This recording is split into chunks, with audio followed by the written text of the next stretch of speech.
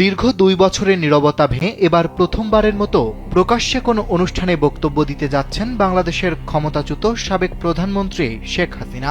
আর সেই ভার্চুয়াল আলোচনা সভায় তার সঙ্গে প্যানেলিস্ট হিসেবে থাকছেন দেশের তারকা ক্রিকেটার ও সাবেক সংসদ সদস্য সাকিব আল হাসান।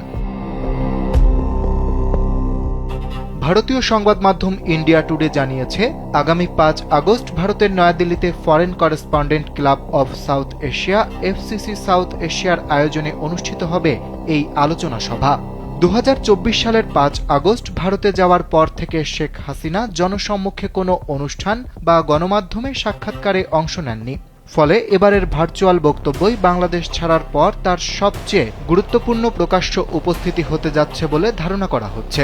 জীবন অবাক না করলে কে করবে? ২৮% মিল্ক ফ্যাটের অবাক করার সাথে ফ্রেশ মিল্ক পাউডার। জীবন অবাক করুক প্রতিদিন।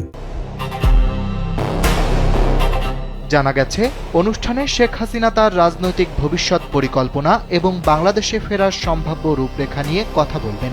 নয়াদিল্লির মথুরা রোডের স্যার মার্কটালি অডিটোরিয়ামে আয়োজিত এই অনুষ্ঠান এফসিসি সাউথ এশিয়ার সামাজিক যোগাযোগ মাধ্যম প্ল্যাটফর্মে সরাসরি সম্প্রচার করা হবে। শেখ হাসিনার পাশাপাশি অনুষ্ঠানে অংশ নেবেন বাংলাদেশের আরও কয়েকজন পরিচিত ব্যক্তি। আমন্ত্রণপত্র অনুযায়ী উপস্থিত থাকবেন তার ছেলে সজীব ওয়াজেদ জয়, সাবেক শিক্ষামন্ত্রী মহিবুল হাসান চৌধুরী নওফেল এবং বাংলাদেশ হিউম্যান রাইটস ওয়াচের মহাসচিব মোহাম্মদ আলী সিদ্দিকী। এছাড়া আলোচনার প্যানেলে থাকছেন ক্রিকেটার ও সাবেক সংসদ সদস্য সাকিব আল হাসান, সাবেক কূটনীতিক আমিনুল হক পলাশ, রাজনৈতিক ও সন্ত্রাসবাদ বিষয়ক বিশ্লেষক আবু ওবায়দা আরিন এবং Bangladesh human rights watch US এর পরিচালক শাহ মোহাম্মদ বখতিয়ার।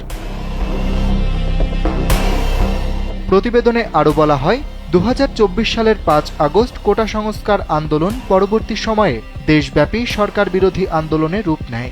এক পর্যায়ে শেখ হাসিনা ক্ষমতা ছেড়ে ভারতে আশ্রয় নেন। এর মধ্য দিয়ে তার প্রায় ১৬ বছরের শাসনের অবসান ঘটে। এরপর থেকে তিনি জনসম্মুখের অনুষ্ঠান এবং আনুষ্ঠানিক গণমাধ্যম কার্যক্রম থেকে দূরে ছিলেন। সেই দীর্ঘ নীরবতা ভেঙে এবার আন্তর্জাতিক একটি প্ল্যাটফর্মে শেখ হাসিনার বক্তব্য এবং একই অনুষ্ঠানে সাকিব আল হাসানের অংশগ্রহণ বাংলাদেশের রাজনৈতিক অঙ্গনে নতুন করে আলোচনার জন্ম দিয়েছে। অরিত্র বাসু, কালবেলা।